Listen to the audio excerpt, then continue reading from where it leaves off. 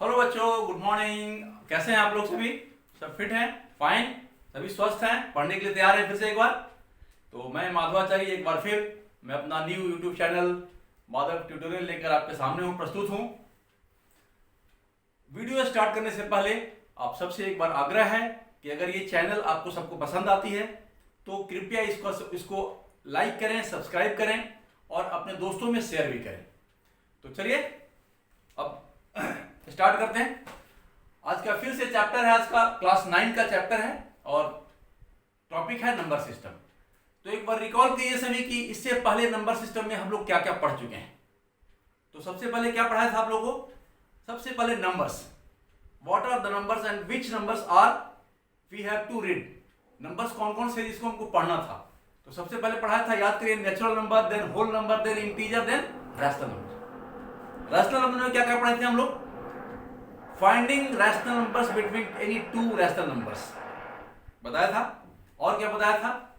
To plotting that rational number on number line also, वो भी बताया था। और क्या बताया था? याद करिए, बताइए। Terminating decimal numbers, not rational numbers, terminating and non terminating decimal numbers या डेसिमल रिप्रेजेंटेशन। तो नॉन टर्मिनेटिंग में और दो पार्ट था, क्या? Pure recurring decimal representation and mixed recurring decimal representation या decimal recurring numbers, mixed decimal recurring numbers. तो again अब उसके आगे आज जो हम चैप्टर लाए हैं आपके साथ, क्या है? Irrational number. Now this is the irrational number. तो इरेशनल नंबर क्या चीज है, पहले उससे समझने से पहले एक बार सभी सोचे, सभी बच्चे ध्यान से सोचे कि इसके पहले जो हमने कौन कौन सा नंबर को रिप्रेजेंट करने सीखा था हमने रैशनल नंबर के बारे में। कौन कौन सा डेसिमल नंबर्स को, कैसा डेसिमल नंबर्स। फर्स्ट क्या था, उसमें हमने टर्मिनेटिंग डेसिमल नंबर्स के बारे में पढ़ा था। दूसरा क्या था? Non terminating and recurring decimal या non terminating repeating decimal numbers. ये सब को हमने रिप्रेजेंट करने के लिए सीखा था, किसी में पीवाईक्यू के फॉर्म में या रैशनल नंबर के फॉर्म में पढ़ा था। उसको कैसे रिप्रेजेंट करेंगे, कैसे उसको बनाएंगे पीवाईक्यू के फॉर्म में। क्या क्या था? Again I repeat you, conversion from the terminating decimal numbers into into the form of PYQ, or you can say that rational numbers, and conversion of non-terminating repeating decimal numbers into what? into the form of PYQ or rational numbers।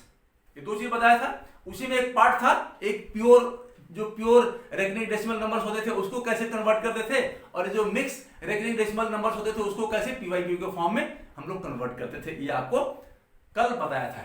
तो आज और वहां पे उसके बाद question भी करवाया था। तो क्वेश्चन आई होप कि आप लोग समझे होंगे, क्वेश्चन किए होंगे, लेकिन आपकी तरफ से भी कोई रेस्पॉन्स नहीं मिला है। तो आप इसका मतलब क्वेश्चन आप लोग पूरा बना दे रहे हैं। कहीं ना कहीं तो प्रॉब्लम आएगी कहीं ना कहीं। तो क्वेश्चन को पूरा बनाइए एंड देन कमेंट बॉक्स में जरूर डालिए इसको, कहां कहां प्रॉब्लम आ रही है। तो चलिए उसको अब वहां से आगे निकलते हैं। आज का टॉपिक है irrational number. What are irrational number. तो देखिए, आपको याद होगा कि जो हम लोग कन्वर्जन करने के लिए सीखा था कि टर्मिनेटिंग डेसिमल नंबर्स हो या नॉन टर्मिनेटिंग डेसिमल नंबर्स हो, non terminating repeating decimal numbers हो या non terminating recurring decimal numbers को कैसे हम रैशनल नंबर में कन्वर्ट करते थे या पीवाईक्यू के फॉर्म में कैसे कन्वर्ट करते थे। क्वेश्चन यह है कि क्या और भी कोई ऐसे डेसिमल नंबर्स हैं उसके अलावा भी, मतलब टर्मिनेटिंग और नॉन टर्मिनेटिंग के अलावा भी और कोई ऐसा डेसिमल नंबर्स हैं जिनको हमें और कन्वर्ट कर सकते हैं रैशनल नंबर में।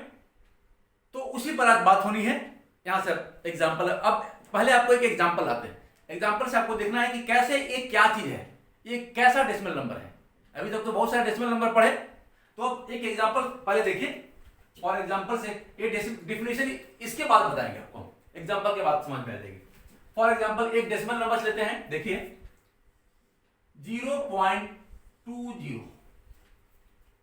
Again 200, again 200, 000, again 240। देख रहे हैं, ये भी नॉन टर्मिनेटिंग है। कैसा डेसिमल नंबर है? This is also non terminating decimal number. But अब इसको आप रिपीटिंग बोल सकते हैं कि नहीं, ये समझना है। नॉन टर्मिनेटिंग तो है ही, टर्मिनेट नहीं कर रहा है कहीं भी, बट क्या वेदर इट इज रिपीटिंग और नॉट या नॉन रिपीटिंग है, क्या है? तो रिपीट तो हो रहा है, लेकिन एक किसी सेक्वेंस में रिपीट नहीं हो रहा है। जैसे पहले रिपीटिंग डेसिमल्स को हम जैसे पढ़ते थे कि 0.66666666 ऐसा होता है, पहले इससे पढ़े थे। और क्या एग्जांपल था? 0.349 ऐसे रिपीट चलता था, रिपीटेशन चलता रहता था। उसी को रेकरिंग भी बताते थे कि 0.349 अंडर रेकरिंग बोलता था। कल तक इसको बताया गया था, कल आपको भी सीखे थे ये लोग इस चीज को। तो आज क्या देख रहे हैं कि यहाँ पे क्या है 0.20, फिर 200, 200, 240, मतलब रिपीटिंग है कि टर्मिनेटिंग तो है नहीं है, ये तो क्लियर है, नॉन टर्मिनेटिंग तो है ही, लेकिन साथ साथ रिपीटिंग भी नहीं है। It means we can say that this decimal representation is non terminating and non repeating. Non terminating and non repeating दोनों है। पहले आपको क्या बताया था? या तो टर्मिनेटिंग था या terminating and non terminating and repeating, ये बताया था। पहला क्या बताया था? टर्मिनेटिंग डेसिमल नंबर्स एक बताए थे। उसके बाद दूसरा क्या था कि non terminating and repeating decimal numbers, right, वो बताए थे। अब जो आ रहा है आपके सामने, जो एग्जांपल ऑफ इरेशनल नंबर के लिए यही आपको बनने जा रहा है एग्जांपल। क्या ही बन रहा है? तो non terminating and non repeating decimal numbers. For example एक और देखिए, तो ये तो हो गया, ये ऐसे ही डैश डैश चलता चला। एक और एग्जांपल लेते हैं, 0.12 112 1112 11112। देख रहे हैं, ये रिपीटिंग कभी नहीं, इसको नहीं कर सकते हैं। रिपीट तो हो रहा है, बट इसको हम एक सेक्वेंस में रिपीटिंग नहीं कर सकते हैं। इट मीन्स कि this is non repeating decimal representation. We can say that both the decimal numbers are non terminating and non repeating, इसी को कहा जाता है। ये क्या है? दोनों क्या देख रहे हैं? Non terminating and non repeating. कुछ एग्जांपल आपको देंगे अभी, एग्जांपल अभी मतलब डिवीजन करके भी दिखाएंगे। इसका ये जो रिजल्ट आप कहां से रहा है, तो डिवीजन करके दिखाएंगे तो समझ आएंगे, हाँ अरे ऐसा भी है। सर ने तो बताया था टर्मिनेटिंग, भले बताया था जो टर्मिनेट कर जाता हो। दूसरा एग्जांपल बताया था कि नॉन टर्मिनेटिंग एंड रिपीटिंग, ठीक है, या नॉन टर्मिनेटिंग एंड रेकरिंग, ये बताया था। थर्ड वन इज क्या है? Non terminating and non repeating अभी आ गया, मतलब टर्मिनेट भी नहीं कर रहा, रिपीट भी नहीं कर रहा है, इसको कहा जा सकता है। तो दिस इज एग्जांपल ऑफ, क्या है ये बताइए? एंड यही एग्जांपल है इरेशनल नंबर का। ऐसे नंबर जब आएंगे आपके बुक में कहीं भी, तो आपको समझना है, अलर्ट रहना है कि क्या ये है? एग्जांपल ऑफ इरेशनल नंबर, इसी को कहा जाता है। तो what is irrational number? A number is irrational number if it has non-terminating and non-repeating decimal representation. समझ गए definition? A number is irrational number if it has non-terminating and non-repeating decimal representation. That number are called irrational number. अभी लिखते हैं, देखिए irrational number क्या है? A number is a irrational number if it has, note कर लीजिए आप लोग भी, non terminating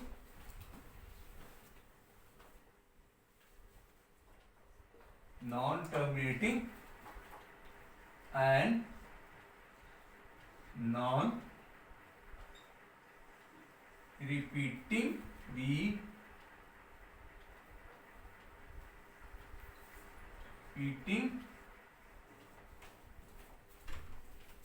इसको थोड़ा मिटा देते हैं, non terminating and non repeating decimal representation.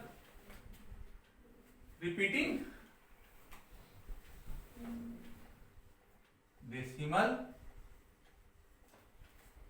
ठीक है, रिप्रेजेंटेशन, यही है। दिस इज इरेशनल नंबर, इसी को कहा जाता है। समझ गए क्या है? What is irrational number?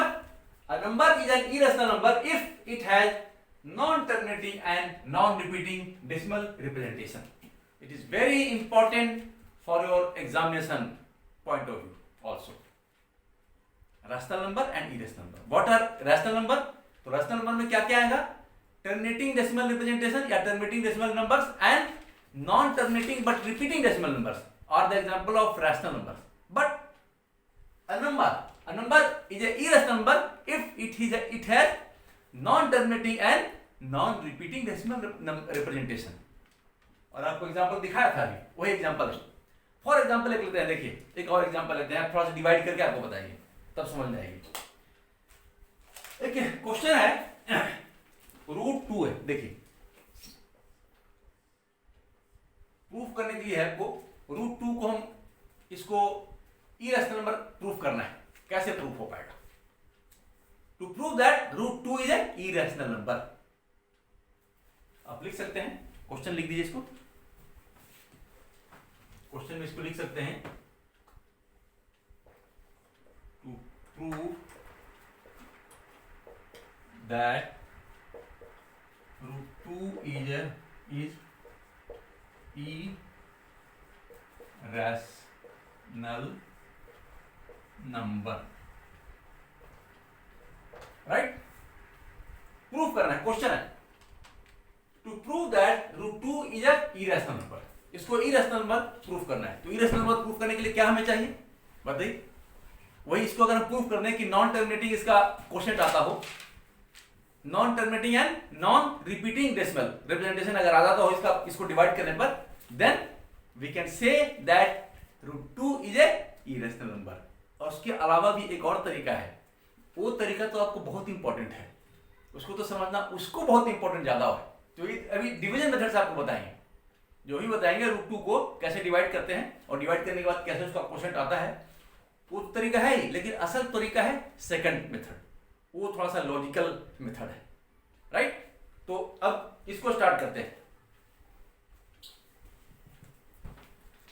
हाँ वेल, देखिए क्या क्वेश्चन था, to prove that √2 is a irrational number. हमें √2 को इरेशनल नंबर प्रूफ करना है.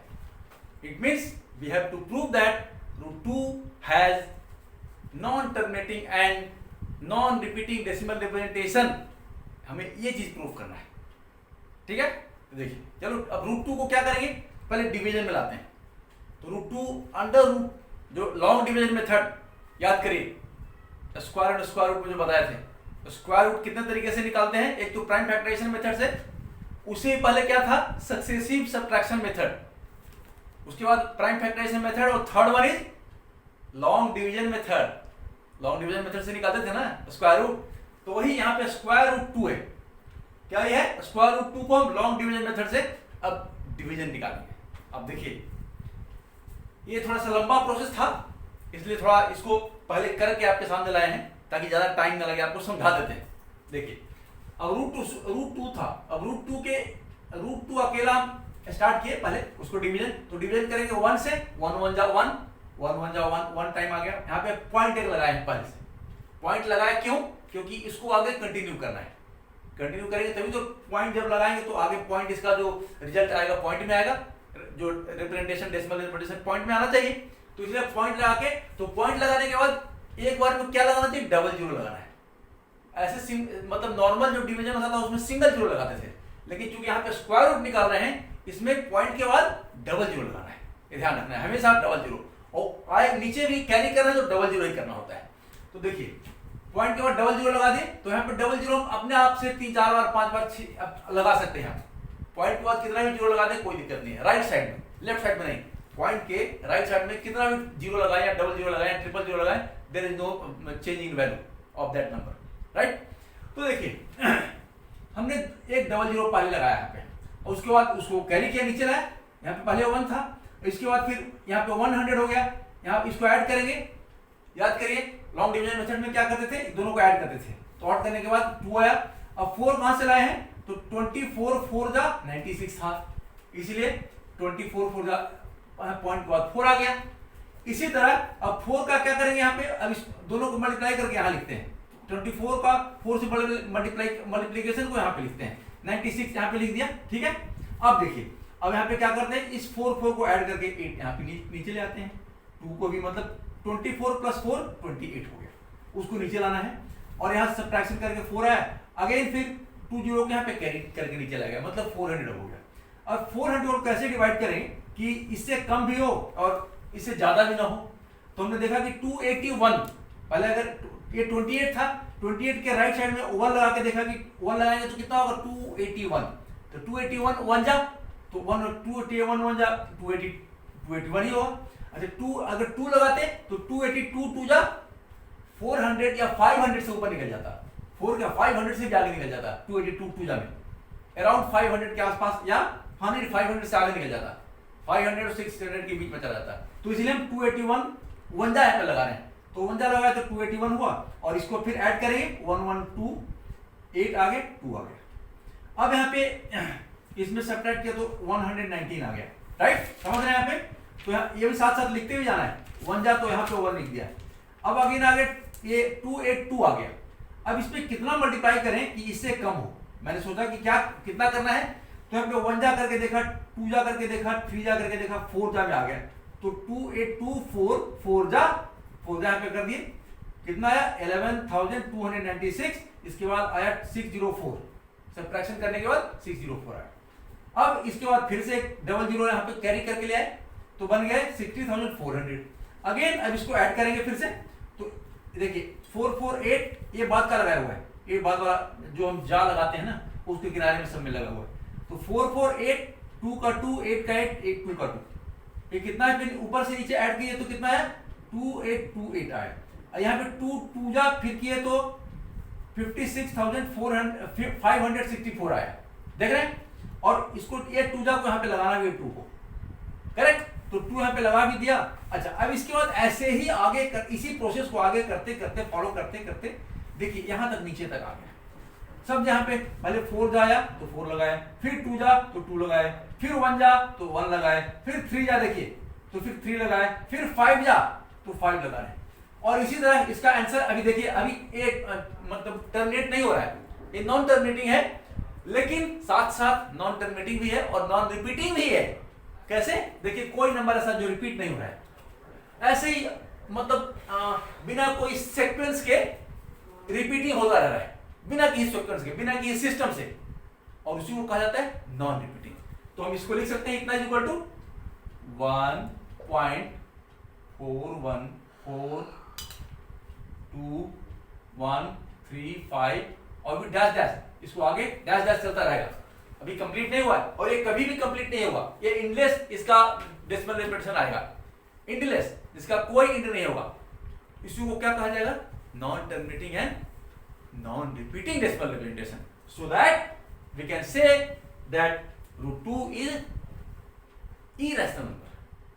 क्यों इरेशनल नंबर प्रूव कर दिया, क्योंकि इसका जो डेसिमल रिप्रेजेंटेशन क्या आया, non terminating and non repeating. Clear है सबको। ये डिवीजन मेथड को हम थोड़ा शॉर्ट करके अपने आप खुद कर लिए हैं, आपको अपने घर में इसको बना के देखना है। लॉन्ग डिवीजन मेथड से हम स्क्वायर रूट निकाले हैं, आप लोगों को पहले बता चुके थे कैसे निकालना है, तो इसको ध्यान रखना है, इसको अभी नोट कर लीजिए। और उसके बाद फिर हम आगे इसी को अब दूसरे तरीके से बताने जा रहे हैं, √2 को ही बाय लॉजिकल मेथड।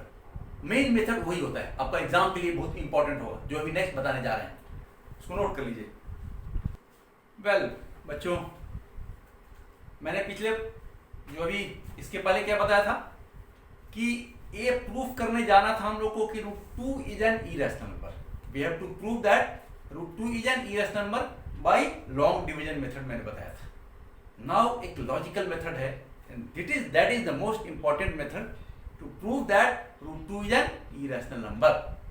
तो first of all we will proceed for contradiction method. Contradiction method क्या होता है, मतलब हम सपोज कर लेंगे कि नहीं √2 इज रैशनल नंबर। क्या कॉन्ट्राडिक्शन मेथड मतलब इसको हम इस एजम्पशन को ही कॉन्ट्राडिक्ट करते हैं। पहले तो हम कॉन्ट्राडिक्ट का मतलब उसको नहीं मानना। आजकल वैसे भी कोई घर में भी कोई बाल बच्चा लोग भी नहीं मानता है, बच्चे माँ बाप के नहीं मानते हैं, तो कोई किसी का नहीं मानता, तो थोड़ा सा कॉन्ट्राडिक्शन मेथड से चलते हैं। क्या है कॉन्ट्राडिक्शन मेथड, लेट करेंगे, let √2 is an rational number.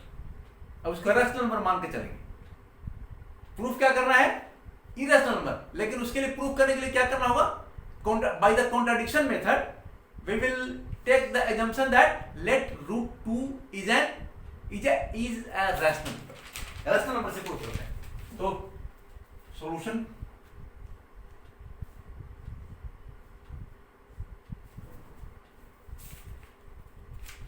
let root 2 is a rational number, right? Let root 2 is a rational number by contradiction method या मेथड ऑफ कॉन्ट्राडिक्शन इसको बोला जाता है। मतलब जो चीज हमें प्रूव करना है उसके अगेंस्ट में हम चलेंगे और अगेंस्ट में चल के देखेंगे कि पहले वाला जो लिखा हुआ है ये हो पाता है कि नहीं, मतलब उसको सपोर्ट करता है कि नहीं। अभी देखते हैं कैसे करेंगे। तो let 2 is a rational number. अगर रैशनल नंबर होगा तो क्या होगा? Root 2 is in the form of p by q and p and q are integers and q is not equal to 0 as well as p and q have no any common factor other than 1। यही होगा। चलिए लिखते हैं। तो let root 2 is a rational number, so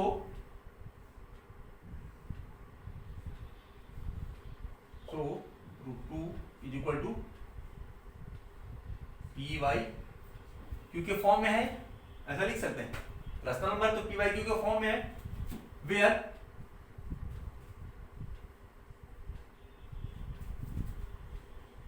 p and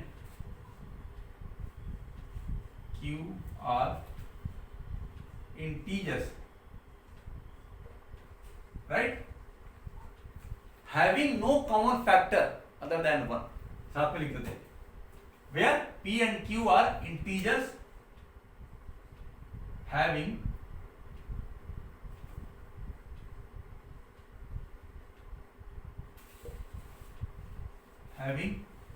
no common factor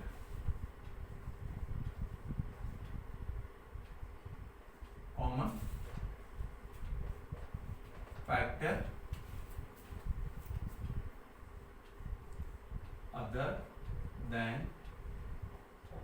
1 and क्या q is not equal to 0। ये भी लिखना है साथ में।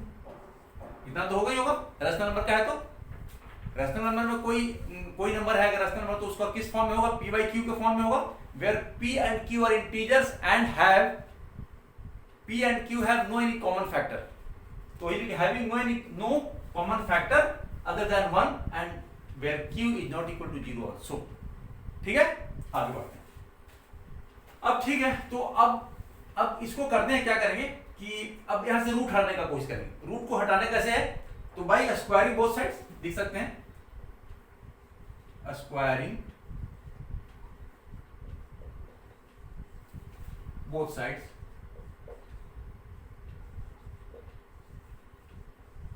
क्या होगा? स्क्वायरिंग बोथ साइड करने पर तो इधर स्क्वायर हो जाएगा, रूट 2 का square is equal to p by q का होल स्क्वायर, यही होगा। और चलेंगे, देखिए रूट 2 का स्क्वायर तो रूट और स्क्वायर कट जाएगा, मतलब 2 बच जाएगा। 2 is equal to p square is equal to q square, right. और अब देखिए q यहां पे आएगा तो p स्क्वायर इक्वल टू क्या बन जाएगा? 2 into q square. p square equal to 2 into q square. इससे क्या पता लग रहा है? देखिए 2 मल्टीपल है, 2 इज मल्टीपल नहीं, 2 is a factor, 2 is a factor of p square, क्योंकि 2 मल्टीप्लाइड बाई क्यू स्क्वायर है। और इसका p स्क्वायर का फैक्टर है 2 भी है, p स्क्वायर का फैक्टर है क्यू स्क्वायर भी है। तो चूंकि 2 अगर किसी नंबर में मल्टीप्लाई किया हुआ है, इसका मतलब वो इवन इंटीजर होगा, इवन नंबर होगा या इवन इंटीजर कह सकते हैं। वी कैन से हियर क्या, because of p square equal to क्या, 2 इंटू मतलब q square multiplied by 2 and 2 is an even number, आपको पता है। तो किसी भी इवन नंबर में अगर 2, किसी भी नंबर में, नेचुरल नंबर में या इंटीजर में अगर 2 से मल्टीप्लाई किया हुआ है तो वो नंबर क्या बन जाएगा? इवन नंबर ही रहेगा बना हुआ। मतलब हम कह सकते हैं सो p square is an even integer, right. अभी क्या प्रूफ कर दिया मैंने? p square is an even integer. अब यहां से आगे बढ़ते हैं इधर। पी स्क्वायर को हमने इवन इंटीजर प्रूव कर चुका हूं, हम लोगों ने कर दिया है। अब आगे क्या प्रूव करेंगे देखते हैं आगे क्या होता है। तो अगर पी स्क्वायर एक इवन इंटीजर है तो पी भी इवन इंटीजर ही होगा। क्यों? जैसे कि 16 है, एक स्क्वायर है, इसका स्क्वायर रूट निकालेंगे तो क्या बनेगा? 4 है। मतलब इवन नंबर का स्क्वायर क्या होता है? अब ऑलवेज इवन नंबर होगा। ये आपको पहले पढ़े हुए हैं प्रॉपर्टी ऑफ स्क्वायर में बताया था ना कि square of even number is even number and square of odd number is odd number. तो यहाँ पे स्क्वायर है, पी स्क्वायर है, किसका स्क्वायर है? पी का। तो इसका स्क्वायर रूट करेंगे तो पी आएगा, मतलब कि पी भी एक इवन नंबर ही होगा। ये तो क्लियर है, इवन इंटीजर ही होगा। सो लिख सकते हैं यहाँ पे, so that P is also an even integer.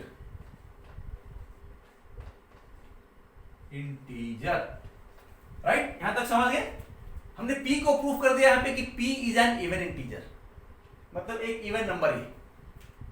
तो इवन नंबर है इसका मतलब कि हम इसमें अगर इसके जगह पे p के जगह पे हम 2n भी लिख सकते हैं, 2n where n is natural number, है ना? समझ में आ रही है? इवन नंबर कोई भी इवन नंबर है, p एक इवन नंबर है, इसका मतलब क्या इसमें है कि कोई नेचुरल नंबर है और उसमें 2 से मल्टीप्लाई किया हुआ है। यही है ना इवन नंबर में। कोई इवन नंबर लेते हैं, जैसे एक इवन नंबर लेते हैं 10, तो 10 में क्या है? 2 into 5 है। अब लिखते एक और इवन नंबर लेते हैं 16 लेते हैं, तो 16 को कैसे हम फैक्टराइज करेंगे? 2 into 8। तो 2 सब जितने भी इवन नंबर है सब में 2 एक क्या है? फैक्टर बना हुआ है। तो हम इसके जगह पे लिख सकते हैं so that p is equal to 2n where n is natural number, where n is a natural number। Right, यहां तक समझ में आई बात? p is equal to 2n लिख दिया मैंने, क्योंकि क्या था? p एक इवन इंटीजर था। अब देखिए, अब यहां पे क्या है और अब आता है, तो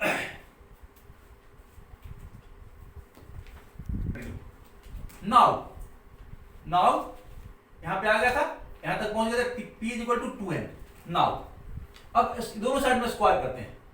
अब उसका पर्पस कुछ है स्क्वायर करने का, बोथ साइड, तो थोड़ा बताएंगे भी, थोड़ा लिखने दीजिए, पहले लिखेंगे स्क्वायरिंग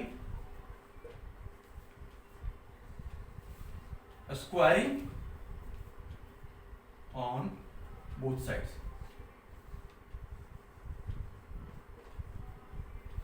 बोथ साइड्स।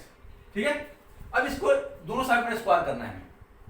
क्यों कर रहे हैं या क्यों करेंगे ये भी थोड़ा देर में बताते हैं। Squaring both sides, squaring on both side से क्या होगा? ये p का स्क्वायर हो जाएगा, इधर क्या हो जाएगा? 2n का स्क्वायर। ठीक है, और p स्क्वायर इक्वल टू क्या है? 4n square. देख रहे हैं, P square is equal to 4n square, इधर P square is equal to 2q square भी। देख रहे हैं, इसको मान लीजिए इक्वेशन 1, इक्वेशन 2। ठीक है, here p by equation 1 p square is equal to 2q square and by equation 2 p square is equal to 4n square। it means कि दोनों वैल्यू सेम है। देख रहे हैं, यहां भी पी स्क्वायर का वैल्यू दिया हुआ है, यहां भी पी स्क्वायर एक नया वैल्यू दिया हुआ है। इसका मतलब कि 2q square and 4n square equal होंगे। तो लिखते हैं by equation 1 and 2, by equation 1 and equation 2 क्या लिख रहे हैं? We found that 2q square is equal to 4n square. यहां तक क्लियर हो गया? इसको नोट कर लीजिए एक क्लिक। तो देखिए यहां पे 2q square is equal to 4n square, यहां पे जाए, इसके बाद अब यहां पे स्टार्ट कर रहे हैं इसको। तो अब इसको देखिए, यहां पे 2 से 2 कट जाएगा, मतलब 2 क्या आ गया? q square is equal to 2n square, q square is equal to 2n square. Again we found that q square is also an even integer because इसका जो प्रोडक्ट है यहाँ पे, इसको प्रोडक्ट में एक फैक्टर है 2 अगर एक फैक्टर है, इसका मतलब कि ये पूरा जो प्रोडक्ट है क्या है, इवन इंटीजर है. सो हम कैसे लिख सकते हैं, so that q square is an even integer. ठीक है, q square is an even integer. So अगर q स्क्वायर इवन इंटीजर होगा तो q भी एक इवन इंटीजर ही होगा. जैसे इसमें बताए थे, पी स्क्वायर वाले बताए थे ना कि p भी एक इवन इंटीजर है, तो सेम वहीं पे आ गया. q square, if q square is an even integer then q is also an even integer. Then q is also an even integer. देख रहे हैं, तो p भी एक इवन इंटीजर अब हमने प्रूफ कर दिया है, q को भी एक इवन इंटीजर प्रूफ कर दिया है. इवन इंटीजर होने का मतलब कि दोनों में कॉमन फैक्टर एटलीस्ट 2 है. ये तो प्रूफ कर दिया मैंने, अपने प्रूफ किया, हम सभी ने मिलकर प्रूफ किया. इसको क्या प्रूफ किया, हियर वी प्रूव दैट, लिखते हैं यहां तक नोट कर लिए सभी. हियर वी प्रूव दैट, यहां लिखते हैं, here we proved that P and Q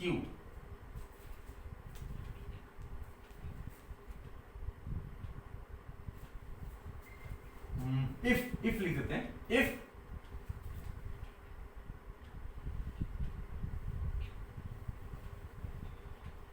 इसके नीचे लिखिए, if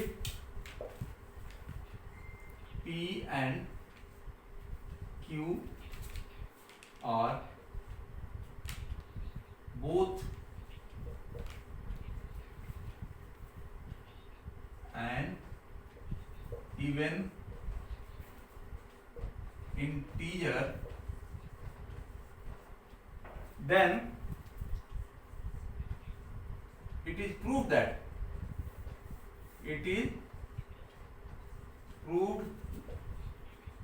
that P and Q have a common factor 2, at least 2 तो एक common factor उसमें है ही. So it is proved that P and Q have a common factor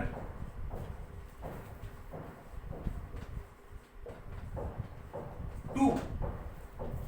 ठीक है, क्या प्रूफ कर दिया कि P एंड Q दोनों कॉमन फैक्टर है, 2 दोनों में है. और जब दोनों में कॉमन फैक्टर है, और पहले जो हमने एक लिखा था, माना था कि let √2 is a common rational number where P and Q have no common factor, उसमें लिखा था ना. अब देखिए अपना कॉपी आगे देखिए कि लिखा था कि √2 इज ए लेट माना था ना कि let √2 is a rational number, then √2 is equal to p by q, where p and q are rational numbers having no any common factor. जबकि यहाँ पे हमने प्रूव कर दिया कि उसमें कॉमन फैक्टर 2 है. सो ये जो पहले वाला जो हमने माना था, जो लेट करके जो माना था, उसको ये कॉन्ट्राडिक्ट करता ही है.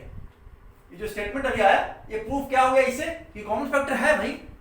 अगर कॉमन फैक्टर है तो रैशनल नंबर नहीं होगा फिर, और ये प्रूफ करना था. क्या ये रैशनल नंबर प्रूफ करना था. तो so if it is proved that P and Q have a common factor 2, so that which contradicts the previous assumption that P and Q have no common factors. देखते हैं इसको.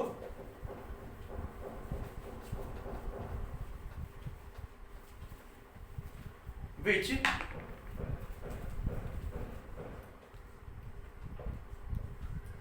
contradicts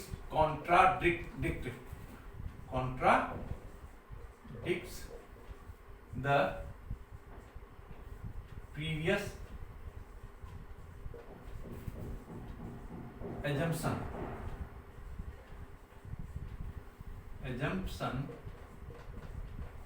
that क्या previous assumption था P and Q have no any common factor other than 1, यही था ना, that P and Q have no any common factor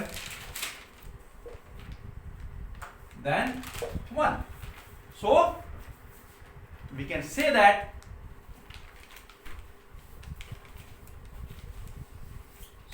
here it is proved that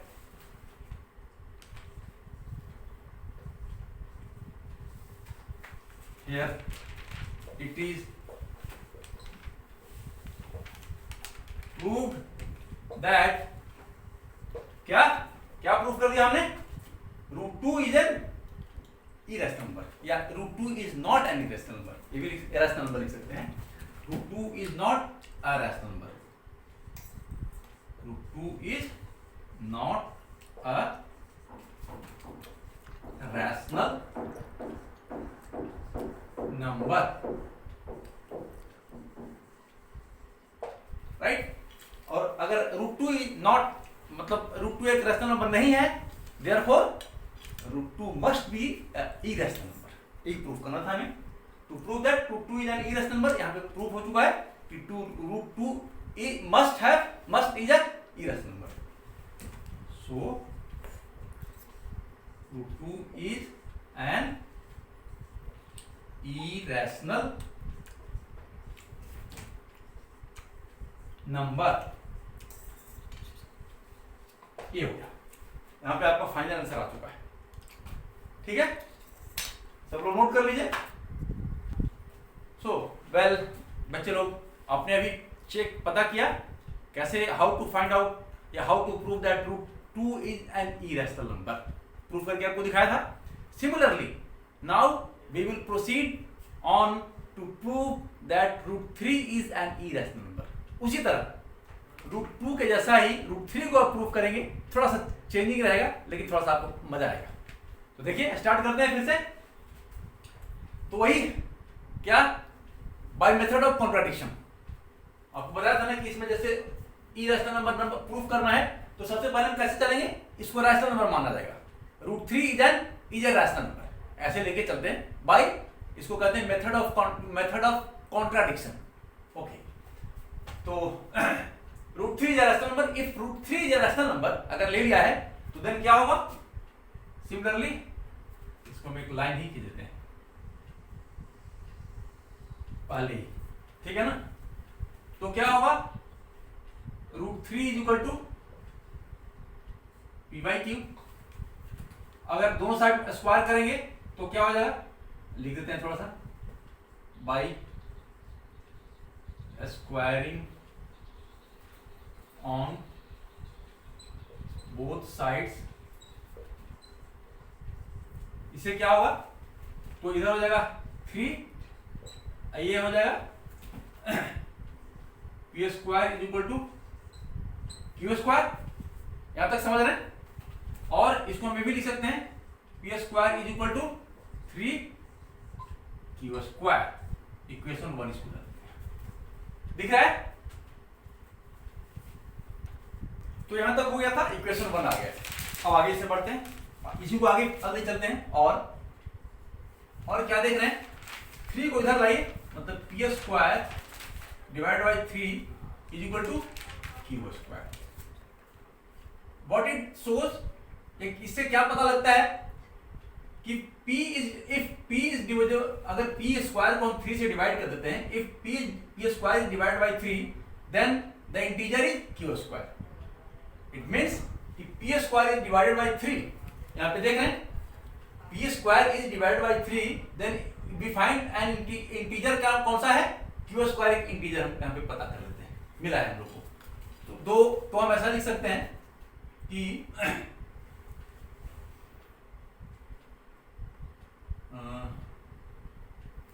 if p square is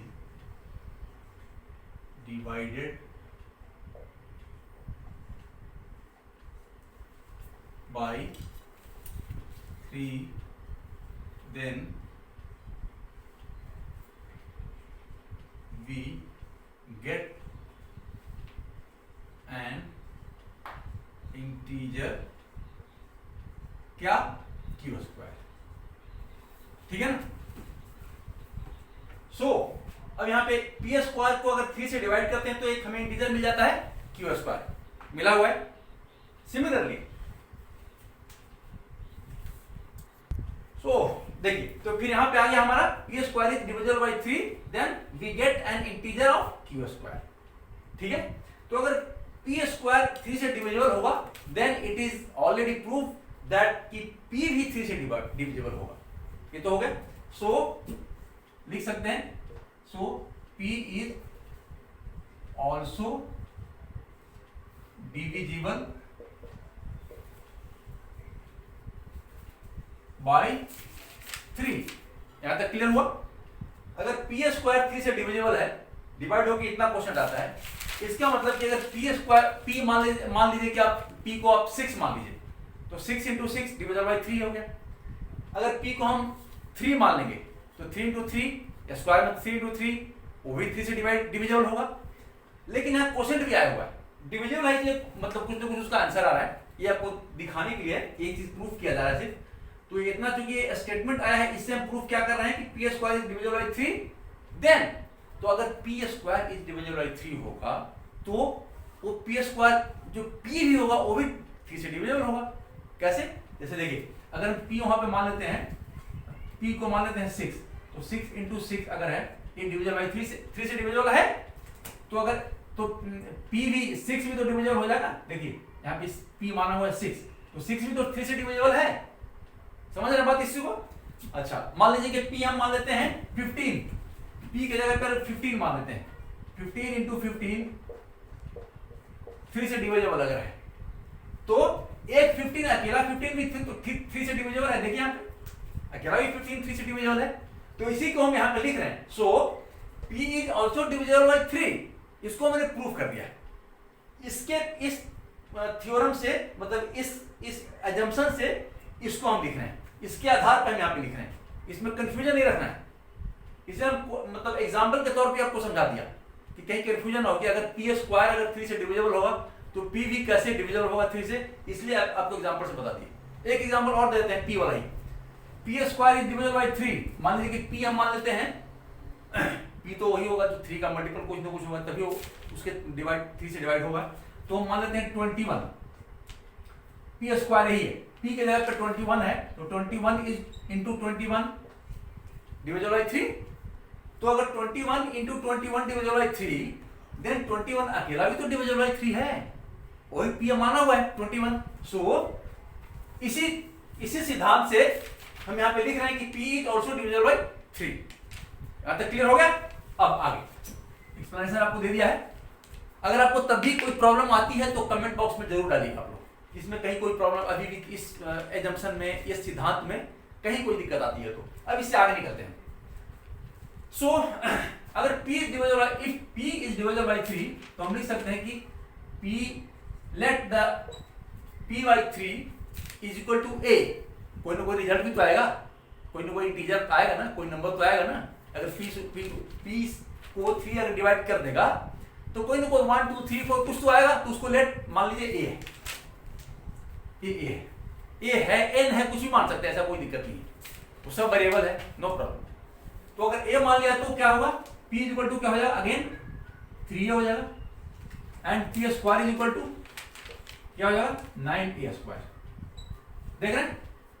अब यहां पे equation 2, p square is equal to 3q square, again p square is equal to 9a square. देखिए दो equation दोनों equal हो रहा है, समझ रहे इस चीज को ना।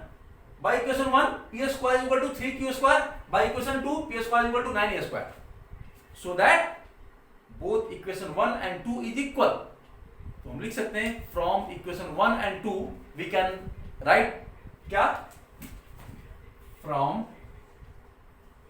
इक्वेशन 1 एंड 2 क्या लिख सकते हैं 3q square is equal to 9a square, देख रहे हैं, और q square is equal to इससे कट जाएगा 3, मतलब 3a स्क्वायर आ गया, q square is equal to 3a square. So अब यहां पे लिख देते हैं, आगे बढ़े, वहां से हम यहां पे आ जाते हैं, q square is equal to, equation तक छोड़ देते हैं अभी, q square is equal to 3a square, right. So ये भी लिख सकते हैं q square divided by 3 is equal to a square, देख रहे हैं, here we find that q square is also divisible by 3।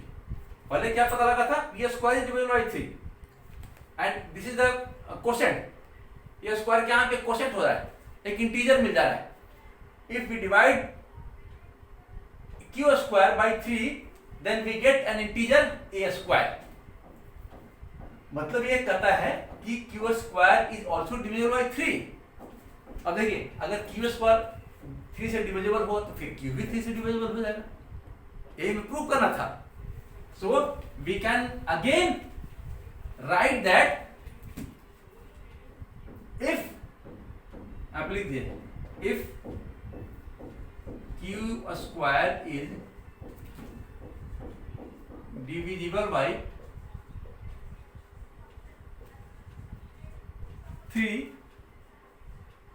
then q is also divisible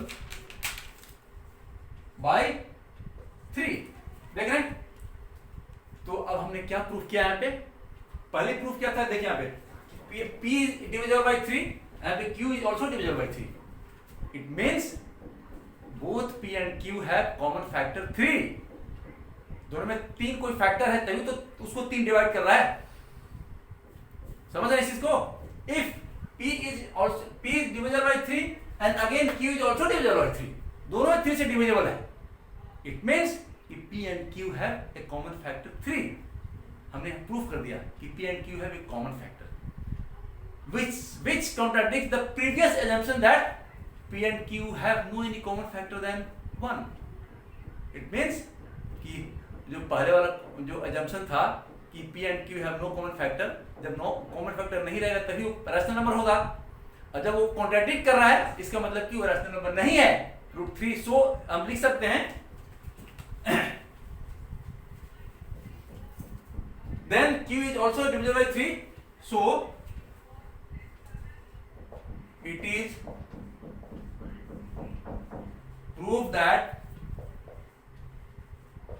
p and q have a common factor 3, right। तो common factor 3 आ गया, which can contradict the are previous assumption, हम लिख सकते हैं इसमें which contradicts our which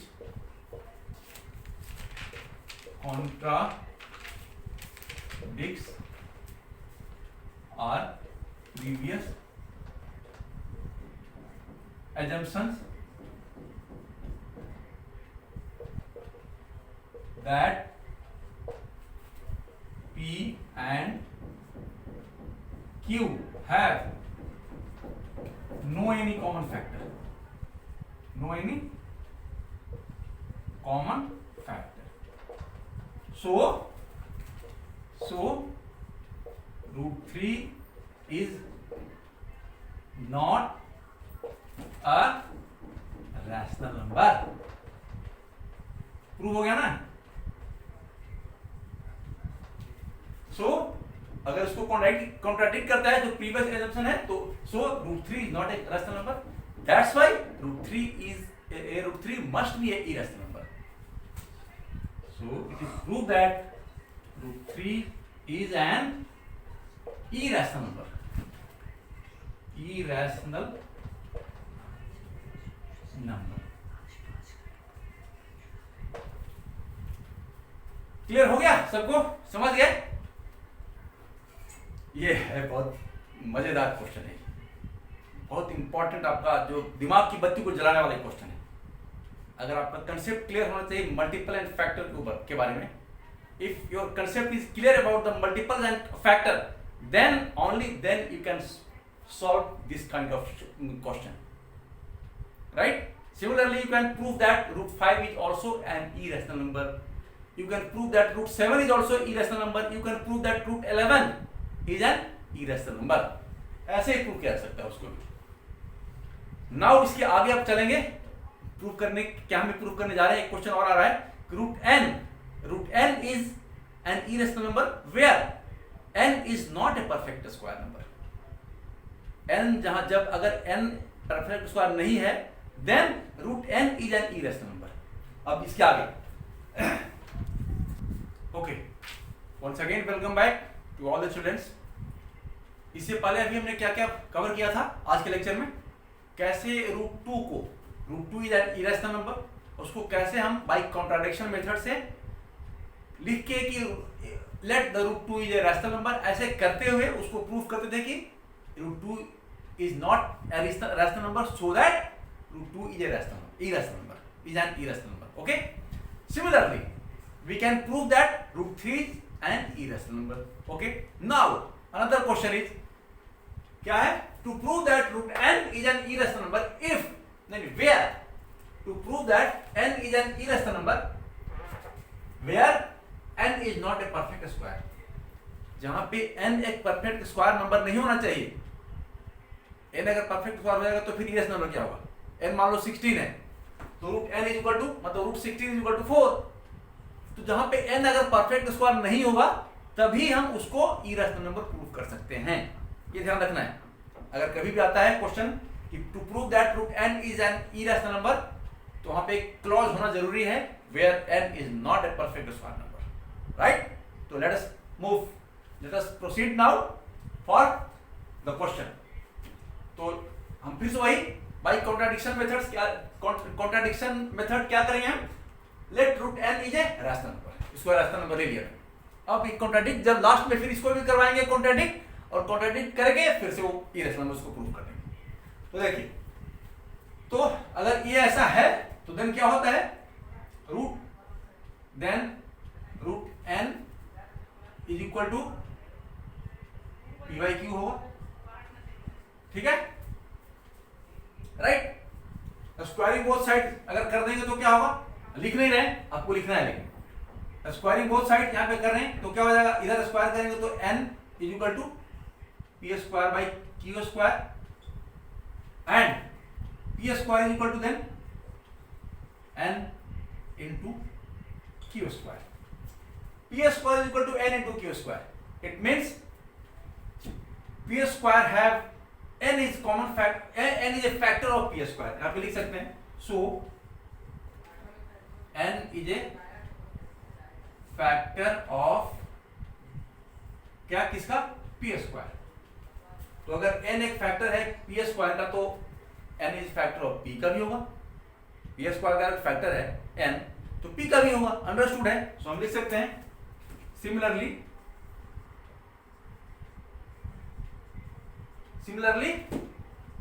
n is a factor of p also। ठीक है, यहां तक क्लियर हो गया सबको?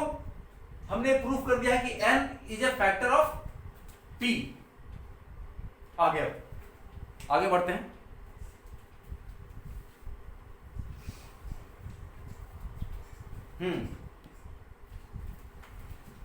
एक लाइन खींच लेते हैं थोड़ा सा। अगर n is a factor of p अगर है तो क्या होगा, n अगर p का फैक्टर है तो हम उसको कैसे लिख सकते हैं, p को हम कैसे लिख सकते हैं? सो इसी से if n is a factor of p then p equal to क्या होगा, n इंटू, हम एक वेरिएबल मान लेते हैं, m मान लेते हैं, ऐसा क्यों लिख सकते हैं? Because n is a factor of p। यहाँ पे भी देखिए p इज इक्वल टू क्या मतलब n एक फैक्टर है, तो n फैक्टर है तो उसको हम उसमें अगर m मतलब m यहाँ पे मान लेते हैं नेचुरल नंबर, एक नेचुरल नंबर m को हम पूरा वेयर देखिए where m is natural number, natural number, ठीक है ना। हमें इससे लिया है, इससे ये लिया है, ये ध्यान रखना है, इसको एकदम दिमाग में रखना है। ऐसा क्यों लिखा? क्योंकि n is a factor of p है, तो n को हम n अब दोनों मिला के दोनों मल्टीप्लाई करेंगे तो p बनता जाएगा सर। अगर m1 होगा तो p n हो जाएगा, m2 होगा तो p क्या होगा 2n हो जाएगा। इफ m इज 3 क्योंकि नेचुरल नंबर है, इफ m का वैल्यू अगर 3 डालेंगे तो p क्या होगा 3n हो जाएगा। ऐसे ही होता है इसमें, लॉजिकल क्वेश्चन में यही आपको करना है, ये समझना है, लॉजिक यहाँ पे देना है। हम अगर लिखे हैं तो इसके पीछे लॉजिक क्या है, तो logic is here n is a factor of p, n is a factor of p देख रहे हैं, m is also factor of p, तो हम इसको लिख सकते हैं ऐसे, अगर n is a factor of p then p is equal to n into m where m is a natural number. अब आगे देखते हैं, अब दोनों का स्क्वायरिंग करिए by squaring squaring both sides, squaring both side आपको लिखना है। मैं थोड़ा सा बोर्ड कम है ना इसलिए उसको खाली बोल दे रहे हैं। तो स्क्वायरिंग बोथ साइड्स में क्या होगा, again p square is equal to क्या आ जाएगा, n square is equal to n square multiplied by m square, ठीक है।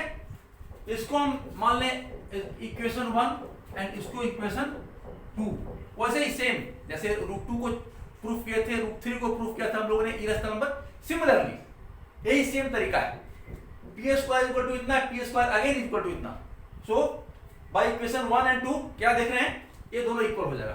तो हम लिख सकते हैं by equation 1 and 2 we can write that n q square is equal to n square m square, देख रहे हैं इतना आ गया। अब एक n इससे n ये काट दिया, ये n बच गया। अगेन क्यू स्क्वायर इज नहीं अगेन क्या लिखा, q square is equal to n into M square, आ गया, लिख दीजिए। सो q square is equal to n into M square. Here अब देखिए फिर से एक इक्वेशन बनने जा रहा है, again here n is a factor of Q square, n is a factor of q square. Similarly, if n is a factor of q square, similarly n is also a factor of q. मतलब अगर q square का n factor है तो n q का भी factor होगा, n is a factor of q also, तो हम लिख सकते हैं so n is a factor of Q also। देखिए क्या प्रूफ कर रहे हैं, हमने क्या प्रूफ किया कि n is a factor of p square और n is a factor of p also। here n is factor of q square and n is factor of q also। इसको आपको पॉइंट को रखना है, ये देखिए ये और ये क्या है, n is a factor of p and n is a factor of q also। It means n is a factor of p and q both। इससे हो गया ना, सिद्ध हो गया, प्रूफ हो गया। तो हम क्या लिख सकते हैं, so it is prove that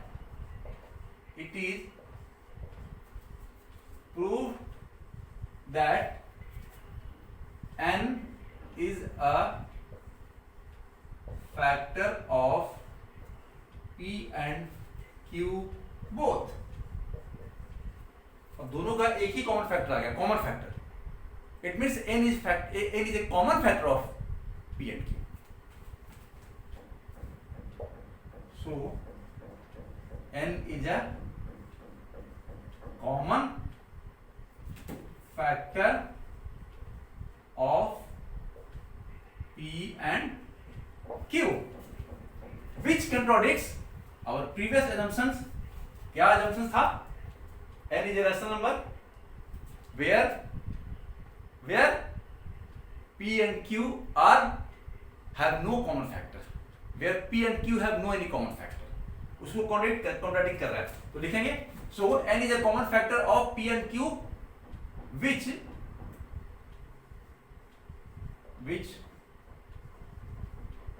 contradicts our previous assumption that P and Q have no common factor.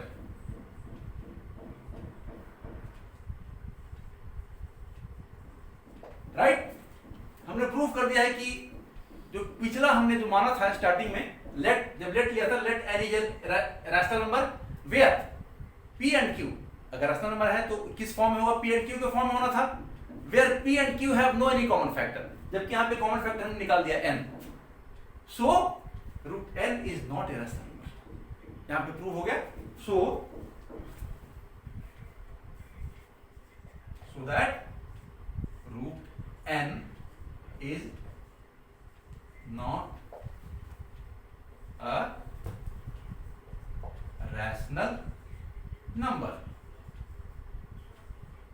और जब root n is rational number नहीं है, then root n must be an irrational number।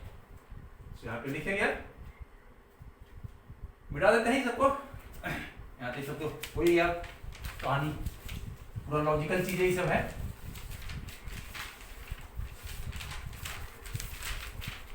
Here it is proved